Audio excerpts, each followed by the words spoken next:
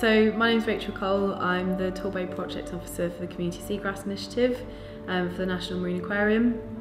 It's a 3-year project to survey the seagrass beds between Looe and Weymouth for over the next 3 years, spearheaded by the National Marine Aquarium, and we were very lucky to get funding from the Heritage Lottery Fund, so we got just under £500,000 for this project to engage coastal communities within the catchment area to help us survey the seagrass beds. So one of the main aims of the project is to sort of target coastal communities, get them involved in marine science. What happens quite a lot is that marine science happens in the background and it's performed by professionals. All this survey work's always going on in the background, and then reports are always written to go to the people that sort of govern marine conservation, but the general public don't tend to get involved. So that's the thing that we'd like to change. A citizen science project is basically a science project involving citizens. So it gives people an opportunity to get involved in science, to involve a bit of marine science within their hobbies. So for example, some of the demographics that we're targeting are divers, kayakers, boat users, and then there's the general public, and we've also got a schools programme lined up as well.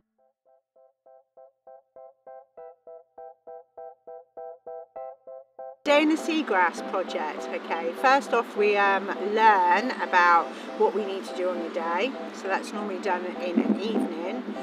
We then arrive at the boat, we do 2 boat dives, okay. During those dives what we do is actually survey the seabed with the quadrants and monitor really what habitats actually live within those quadrants, and just really measure you know, the growth of the seagrass, what's actually living in the seagrass, what's breeding in the seagrass, to just really check it and monitor its, you know, whether it's reducing in size, whether it's progressing, you know, getting bigger, it's healthy, it's not healthy. So really quite a lot involved in just looking at the seagrass. So there's lots of different species that use seagrass. Particularly commercial fish species.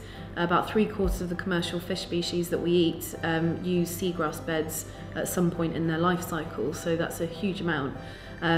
When you go on a dive within a seagrass bed, you'll quite often see juvenile pollock, tiny little bass and small flatfish in place, and rays and skates and things like that, so that's quite exciting, and that's really important for obviously the fishing industry. That's one of these ecosystem services that this habitat sort of provides, if you like, is providing the commercial fish species with a nursery habitat. Some of the more charismatic and well-known species, such as seahorses, cuttlefish, pipefish, are present in seagrass. They're quite famous for that.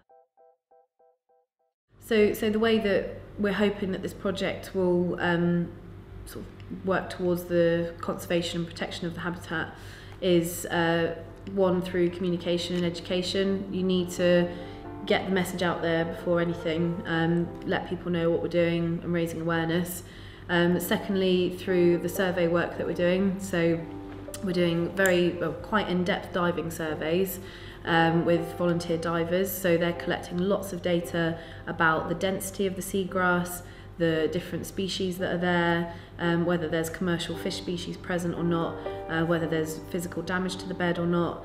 So there's a huge amount of data coming just from the dive surveys themselves. So we can look at the health of the bed. So that's how we're assessing the health of the different seagrass beds around the catchment area, is looking at the density and the amount of different species that are living within that, because that's quite a good way of measuring the health of a seagrass bed. So then once we sort of find out what's living there, how much of it is living there and how dense it is, we can start building a bit of a seasonal pattern throughout the year, and then an annual pattern throughout the 3 years. So then at the end of the 3 years we'll have a really good idea of what species and the density and the health of the beds, what it's like through the seasons and throughout the years. So then we'll be able to write reports for people like Natural England, the Marine Biological Association, the governing bodies, which are like the Marine Management Organisation and the Environment Agency. They're the people that get together and figure out whether to protect a habitat or not. So hopefully these reports will help sway their decisions, or they'll just make them aware that this is what the health of the bed is like at the moment.